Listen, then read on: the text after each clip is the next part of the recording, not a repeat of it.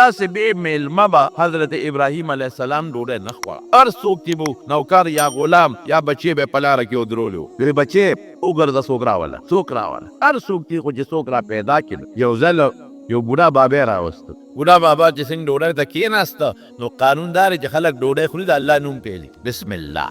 او نبی کریم صلی الله علیه وسلم فرمایي چې کله دې د ډوډۍ باندې د الله نوم واغږ په دې ډوډۍ کې برکت وي، او که د الله نوم دې وانغږ برکت پکې نه. یو واحد. دویم دا چې د الله نوم دې واغږ نو شیطان وتښتي، او که د الله نوم دې وانغږ نو شیطان در سره خوراک کوي، او د شیطان پخي لاس نه کوي په ګس لاس کوي، او د شیطان لاس ټول د ګند او د غولو او د متیازو نه ډکي. نو هغه د سره خوراک کوي ټول د خوراک د لګن کی. دا مونږ ولې په مصیبت اخته یو قسم ما قسم بیماری را باندې حملې کوي؟ دا ځکه کوي چې مونږ د خدای نوم نالو په ډوډۍ باندې. نو شیطان را سره لګیا دی پکې خوراک کوي، نو د هغه غسخا پلیتي زمونږ د خوراک کې ګډېږي، نو زمونږ تېرېږي. نو ګورې سنتو کې یوازې دا برکت نه دی چې د پیغمبر تابعدار شوې. د سنتو یوازې دا برکت نه دی چې الله به خوشحاله شي، ثواب به دې شي. د سنتو ډېرې زیاتې فایدې دي. نو چې کله هم ډوډۍ خورئ او خوراک کوئ څه به وایې؟ بسم الله یا بسم الله الرحمن الرحیم. نو دوه فایدې درته حاصلې شوې. یو به د ډوډۍ کې برکت پیدا شي. برکت څه ته وایي؟ ډوډۍ به دې ډېره شي، په لږه ډوډۍ به دې کار وشي. دویم دا چې د دې ډوډۍ کومه فایده د برکت دې ته وایي، دا به صرف ګندګي د دې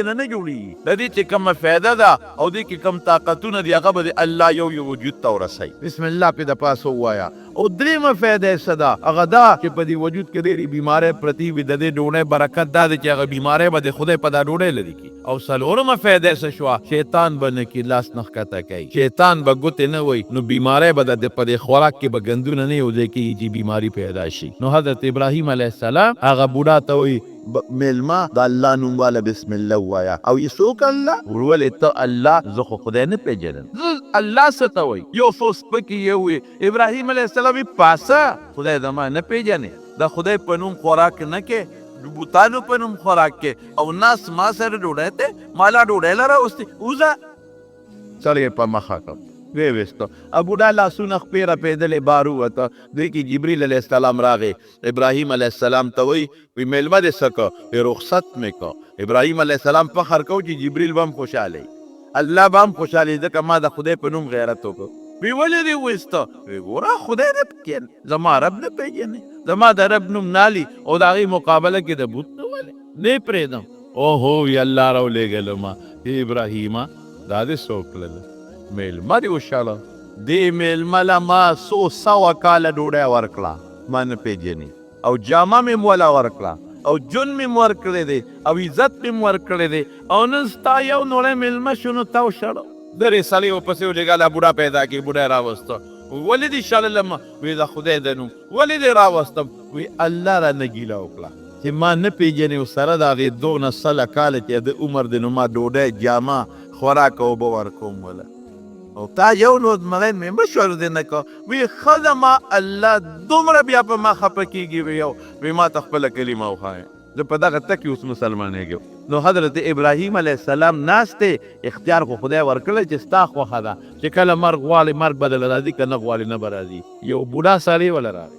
بوډا داسې دی چې غریب ټپ ټیپ دی او خپې یې رپي. بوډا داسې دی چې په دې ګیره باندې او په دې شونډو باندې لاړې روانې دي بیګي، ګیره او لاړې لمدې دي په لاړو باندې. بوډا داسې دی چې د خولې نه هم غریب غوبه روانې دي، او د پوزې نه هم قنې روانې دي. او بوډا داسې دی چې د سترګو نه هم چخې بیګي په دې مخ د پاسه روانې دي، او لاسونه هم رپېږي غریبه، او ډېر په بد حال دی، اسقا بین ته روان دی، او په دې ځمکه غریب پرېوته. ابراهیم علیه السلام بوډا دی بابا د څومره عمر یې؟ وایي د 200 کالو.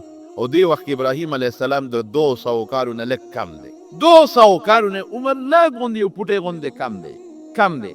وایي د څو کالې باباجي؟ وایي د 200 کالو. اوهو چې زه به 200 ته رسېږم چې ما نه به لا څه جوړېږي. زه ابراهیم علیه السلام لاس اوچت کړ. وی یا الله ما خو د دې سړي عمر ته مه رسوه، د دې سړي عمر ته ونه رسېږم. خدایه دا څه مصیبت دی، دنه خو بنده له کرکه وردي، د سره خو بنده کېناستي دی نشي، د بچي به په د څه ګزاره کوي، د ښځه به د سره څه ګزاره کوي، د سره به د محلې او د قوم خلک څه ګزاره کوي. الله چې د عمر ته خو مې هم نه رسې، او چې دی وي هغه بابا ورته ملک الموت شو، او ملک الموت د مرګ فرشته وه. ابراهیم زه خو راغلی یم چې ستا د نه وباسم. خو ته ملک الموت وې یو لوی ماله خو خدای اختیار راکوي وا خو دې ختم که که نه خو دې وغوښته مرګ خو دې وغوښته تا له الله اختیار درکړو تا په خپله وي چې خدای له دغه بابا عمر ته مې مه رسوې نو بس ټیک ته د هغه عمر ته به اوس نه رسېږي ستا به د نه وباسم.